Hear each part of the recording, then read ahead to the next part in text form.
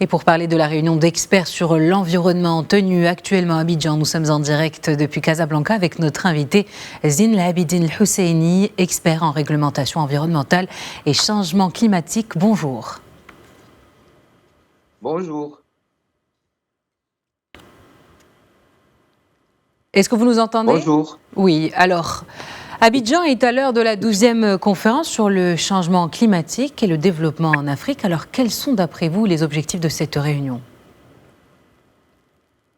Vous savez, l'Afrique est confrontée plus que jamais à un fléau, un grand problème de sécheresse et de stress hydrique qui engendre un problème de dégradation de terrain qui complique aussi la vie des gens, il complique beaucoup de secteurs économiques et surtout large partie des Africains qui vivent la précarité et la pauvreté. C'est pour cette raison que ce problème est actuellement parmi les priorités des gouvernements africains. Et dans ce cadre, la conférence ministérielle africaine sur la protection de l'environnement préparatoire qui se tient actuellement à Abidjan jusqu'au 4 septembre vient pour essayer de faire en sorte que les politiques publiques des gouvernements africains soient bien planifiées, bien coordonnées pour faire face à ce problème. Vous savez très bien que l'Afrique souffre des changements climatiques, plutôt des dérèglements climatiques, mais il n'est pas responsable des causes de ce dérèglement climatique et il est en train de payer les pots cassés, comme on dit. Et c'est pour cette raison que cette réunion était nécessaire. On rappelle que depuis 1985, depuis la conférence de l'Égypte, d'Alexandrie, je crois, et avec le soutien et la supervision du comité Afrique de la COP16, on travaille à pied sur ce domaine-là, qu'on espère que ça aboutit à une politique panafricaine sur ce domaine. Il est à rappeler aussi que le Maroc, depuis la COP21 tenue à Marrakech, est considéré comme un leader africain au niveau de la protection de l'environnement et surtout tout ce qui concerne, tout ce qui se rapporte au changement climatique dont souffre le monde entier. Alors pour revenir à cette réunion d'Abidjan, alors est-ce qu'il n'est pas les participants, ils affichent une détermination de dégager une position africaine commune sur l'action climatique. Comment l'Alliance panafricaine sur la justice climatique peut-elle par exemple contribuer à œuvrer dans ce sens-là? Premièrement, de faire en sorte que l'Afrique a une seule voix au niveau des conférences internationales, spécialement dans la COP, la prochaine COP, au niveau des Nations Unies, et aussi à coordonner les politiques dans ce domaine, parce que l'Afrique a besoin, primo, d'une grande politique de sensibilisation pour toucher toutes les couches de la société africaine, et surtout concernant les agriculteurs et les éleveurs principalement, qui sont les premiers à être victimes de ce fléau. D'autre part, l'Afrique doit coopérer avec l'Afrique dans le domaine scientifique, dans le domaine technique, pour trouver les remèdes et les solutions adéquats à tous ces problèmes dont souffre actuellement une grande majorité des pays africains et dont la coopération internationale ne fait pas grand-chose dans ce domaine-là. La priorité actuellement de notre continent est l'adaptation et le développement résilient au changement climatique. Quels sont les défis essentiels qui sont liés au changement climatique sur notre continent? C'est principalement la pénurie aux ressources hydriques et tout ce qui découle ou provient de cette réalité, à savoir le ravitaillement en eau potable pour les pays et les grandes concentrations urbains, et aussi tout ce qui concerne l'irrigation au niveau rural et au niveau de l'agriculture. L'Afrique est actuellement appelée à rompre les méthodes classiques de l'irrigation et à laisser la place aux techniques, aux nouveaux techniques de goutte à goutte et toutes les techniques actuellement nécessaires dans le domaine de préserver l'agriculture parce que la souveraineté africaine au niveau alimentaire dépend de l'autonomie africaine au niveau de l'irrigation et de l'élevage pour que la souveraineté africaine dans ce domaine soit conservée.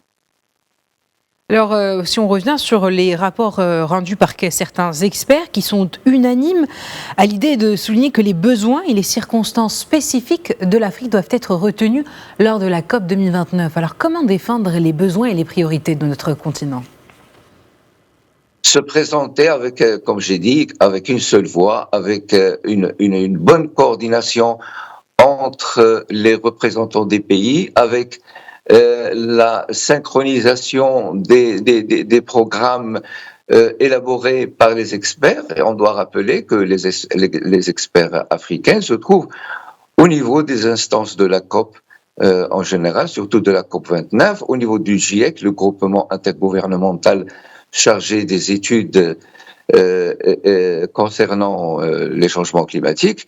L'Afrique a beaucoup d'atouts qu'on doit bien explorer, on doit les employer et se faire unis au niveau de la présentation de la feuille de l'Afrique au niveau de ces instances internationales parce que c'est le seul moyen pour imposer notre point de vue comme Africains.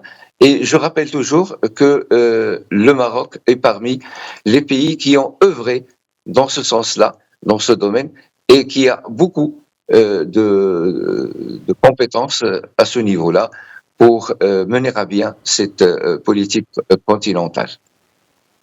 Alors, pour revenir à présent sur quelques chiffres, le niveau d'accès de l'Afrique au financement vert est parmi les plus bas et le manque d'investissement est aggravé par le fardeau de la dette. Alors, comment l'Afrique peut-elle transformer ces défis environnementaux en opportunités pour le développement de manière à renverser la tendance ? Tout simplement, il faut chercher à présenter des projets viables, des projets convaincants au niveau de la protection de l'environnement, de la biodiversité, de la conservation des espèces et surtout le patrimoine, les richesses africaines au niveau de la biodiversité, au niveau de la faune et de la flore. Il est à rappeler aussi que le littoral africain regorge de ressources et de potentiel au niveau de la pêche maritime et ceci peut être présenté d'une manière à ce que les grandes puissances internationales puissent se comporter envers l'Afrique convenablement, ça veut dire en respectant la souveraineté, en respectant la présence de l'Afrique qui doit être forte et bien convaincante. Et enfin, quel rôle, on sait que la société civile peut avoir un rôle très important dans la sensibilisation des populations, mais est-ce que la société civile peut aussi être utile dans la rédaction des conclusions de la COP16 qui est prévue du 3 au 13 décembre en Arabie Saoudite ? Certainement, parce que vous savez, la COP est composée de plusieurs composantes. À côté de tous les instances officielles des gouvernements, etc., il y a les sociétés, les compagnies multinationales, il y a aussi la société civile. La société civile, à travers plusieurs biais, peut être présente avec tous les moyens dont ils disposent pour faire écouter la voix de l'Afrique, parce que la voix de l'Afrique a besoin d'être écoutée dans ces forums internationaux et qui est le seul moyen, à côté de celui de bien se préparer pour participer, pour essayer de faire des gains, de faire écouter la voix de l'Afrique et de mener à bien la politique environnementale africaine qui a vraiment besoin d'être bien entretenue par les gouvernements et aussi par les académiciens et la société civile africaine, parce que c'est indispensable et nécessaire. Alors, est-ce qu'on peut dire que les objectifs de la COP 16 s'alignent avec les objectifs de la COP 29 ? Eh bien, il faut dire que les priorités de la COP 29 sont d'autres priorités que celles de la COP 16. Mais on retrouve toujours le problème hydrique, on trouve toujours le problème de l'eau, parce que l'Afrique spécialement, et beaucoup de régions du monde, souffrent actuellement de ce problème comme le problème majeur qui menace les politiques alimentaires et qui peuvent accentuer la précarité au niveau des sociétés africaines. C'est pour cette raison que le feuille de route ou bien les objectifs de la COP 16 tenus par le comité africain peuvent être entendus parce qu'ils répondent et correspondent avec une bonne partie des objectifs de la COP 29 qui sera tenue en Arabie Saoudite. Eh bien, merci Zine El Abidine El Husseini pour toutes ces précisions. Je rappelle que vous êtes expert en réglementation environnementale et en changement climatique.